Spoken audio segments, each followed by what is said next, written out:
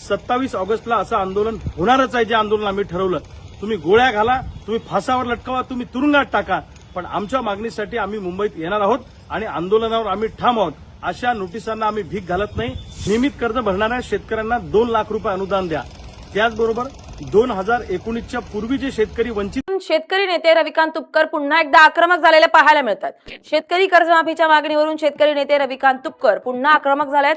सरकारनं पुढील 7 दिवसात मागण्यांवर सकारात्मक निर्णय न घेतल्यास 27 ऑगस्ट रोजी मुंबईत सकाळी 10 वाजता आंदोलन करण्याचा इशारा तुपकरांनी दिलाय. नियमित कर्जदार शेतकऱ्यांना 50,000 2 लाख रुपये प्रोत्साहन अनुदान, ITR भरणारे पुनर्गठित कर्ज असलेले तसेच 2017 आणि 19च्या कर्जमाफीपासून वंचित शेतकऱ्यांना कर्जमाफीच्या कक्षेत आणण्याची मागणी त्यांनी केली आहे. तसेच कर्जमाफी किंवा OTS मुळे शेतकऱ्यांचा सिबिल स्कोअर खराब होऊ नये यासाठी सरकारने स्पष्ट निर्देश द्यावेत अशी ही मागणी केली आहे.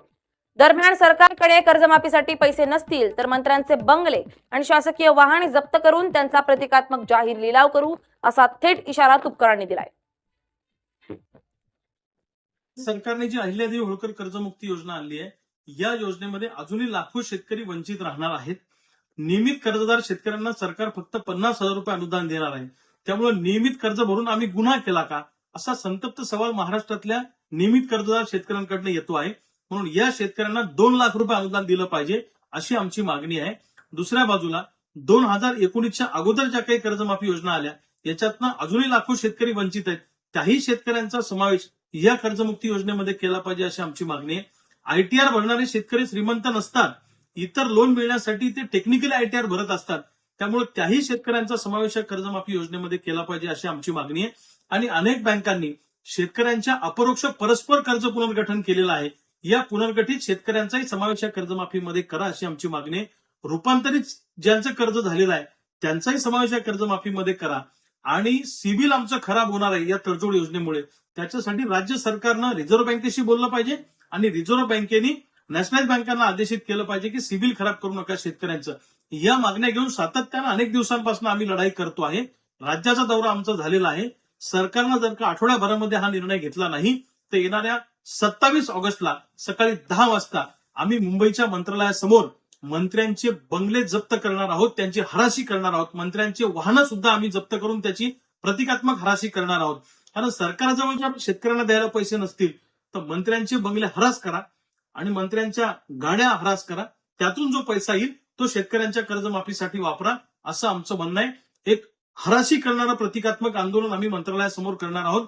मंत्र्यांचे बंगले जप्त करणं, मंत्र्यांच्या गाड्या जप्त करणं हे आंदोलन 27 ऑगस्टला मुंबईला होईल. तमाम 27 ऑगस्टला असं आंदोलन होणारच आहे. जे आंदोलन आम्ही ठरवलं, तुम्ही गोळ्या घाला, फासावर लटकवा, तुम्ही तुरुंगात टाका, पण आमच्या मागणीसाठी आम्ही मुंबईत येणार आहोत आणि आंदोलनावर आम्ही ठाम आहोत. अशा नोटिसांना आम्ही भीक घालत नाही. कर्ज भरणाऱ्या शेतकऱ्यांना 2 लाख रुपये अनुदान द्या. त्याचबरोबर 2019च्या पूर्वीचे शेतकरी वंचित राहिले सगळ्या कर्जमाफीपासून, त्याही शेतकऱ्यांना या कर्जमाफी योजनेमध्ये समाविष्ट करा. त्याचबरोबर ITR भरणारे शेतकरी आहेत, पुनर्गठित शेतकरी आहेत, रूपांतरित शेतकरी आहेत, यांचाही कर्जमाफीमध्ये समावेश करावा. आणि सिबिल खराब होते शेतकऱ्यांचं, त्या अनुषंगाने रिझर्व्ह बँकेशी चर्चा करून तशा पद्धतीचे स्पष्ट निर्देश रिझर्व्ह बँकेनं बँकांना दिले पाहिजे. या मागणीसाठी आणि याबरोबर शेतकऱ्यांच्या विविध मागण्यांसाठी सातत्यानं आम्ही पाठपुरावा करतोय, आंदोलनं करतोय, पण सरकार दखल घ्यायला तयार नाही. म्हणून 27 ऑगस्ट 2026 सकाळी 10 वाजता आम्ही मुंबईच्या मंत्रालयासमोर शासकीय मंत्र्यांच्या बंगल्याचा आणि शासकीय वाहनांचा लिलाव करून प्रतिकात्मक आंदोलन करणार आहोत.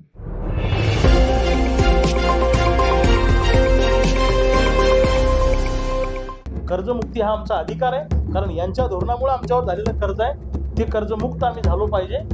जेव्हा पिकलं तेव्हा लुटलं, आता देणं घेणं फिटलं, आम्ही तुमचा 1 रुपया देऊ शकत नाही असं झालं तर मोठं आंदोलन उभं राहील आणि त्याची सुरुवात कोल्हापुरात. इतर कोणतेही लोन किंवा शेतीपूरक व्यवसायासाठी मिळणारे लोन मिळणार नाही, फक्त पीक कर्ज मिळणार. मग 56 लाख शेतकऱ्यांचं सिबिल जे खराब होणार आहे त्याची जबाबदारी राज्य सरकार घेणार आहे का? सरकारने जी कर्जमाफीची योजना आणलेली आहे ही योजना कर्जमुक्ती योजना नसून OTH स्कीम आहे, तडजोड योजना आहे.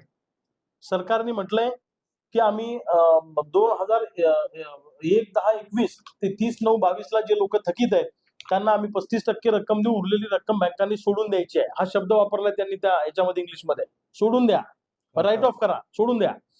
दुसऱ्या बाजूला 1-10-22 ते 30-9-23 मध्ये ज्यांचं कर्ज थकलंय त्यांना 55% रक्कम सरकार भरणार, वरची रक्कम सोडून द्या बँकेने. 1-10-23 ते 30-9-24 ला जे थकीत आहेत त्यांना 70% सरकार देणार, वरचे पैसे बँकेने सोडावे. 1-9-24 ते 30-9-25 85% रक्कम सरकार देणार, वरचे पैसे सोडून द्या. हे सगळं करताना शेतकऱ्यांचं सिबिल मोठ्या प्रमाणामध्ये खराब होणार आहे आणि त्यामुळे शेतकऱ्यांना एज्युकेशन लोन, त्यांच्या मुलासाठी व्यापारी लोन, होम लोन, इतर कोणतेही लोन किंवा शेतीपूरक व्यवसायासाठी मिळणारे लोन मिळणार नाही, फक्त पीक कर्ज मिळणार. मग 56 लाख शेतकऱ्यांचं सिबिल जे खराब होणार आहे त्याची जबाबदारी राज्य सरकार घेणार आहे का? या बाबतीमध्ये सरकारने स्पष्टीकरण द्यावं अशी आमची मागणी आहे. दुसऱ्या बाजूला रेग्युलर कर्ज भरणारे शेतकरी सुद्धा यांना 2 लाख रुपयाच्या कर्जमाफीमध्ये समाविष्ट केलं पाहिजे. ITR भरणाऱ्या शेतकऱ्यांना सुद्धा कर्जमाफीमध्ये समाविष्ट करा. मयत झालेले जे शेतकरी आहेत त्यांचा या वारसांना कर्जमाफीचा लाभ द्या आणि परस्पर पुनर्गठन केलंय बँकांनी शेतकऱ्यांची परवानगी न घेता, त्या शेतकऱ्यांचा सुद्धा या कर्जमाफीमध्ये समावेश करा. यासाठी आम्ही लवकरच मोठा लढा उभारणार आहोत आणि त्याचा एल्गार आणि त्या लढ्याची सुरुवात कोल्हापूर मधून त्या ठिकाणी आम्ही करणार आहोत येणाऱ्या या ऑगस्ट महिन्यामध्ये, असं आम्ही ठरवलेलं आहे. आणि त्याचं कोऑर्डिनेशन वैभवदादा कांबळेंच्या समन्वयाने त्या ठिकाणी होणार आहे, हे मला आवर्जून सांगायचं आहे. पीक विमा योजना जी सरकारने आणलेली आहे ही बंद करा, 1 रुपयावाली पीक विमा योजना चालू करा जुनी, अशी सरकारकडे आमची मागणी आहे. या वर्षी पीक विमा भरणाऱ्या शेतकऱ्यांची संख्या फक्त 50% आहे, पुढच्या वर्षी ती पण राहणार नाही, कारण या वर्षी ही योजना अशी आहे की पीक विमाच मिळणार नाही कापणी प्रयोगावर आधारितचा. त्यामुळे 1 रुपयातली जी पीक विमा योजना आहे ती सरकारने आणावी अशी या निमित्तानं आमची मागणी आहे.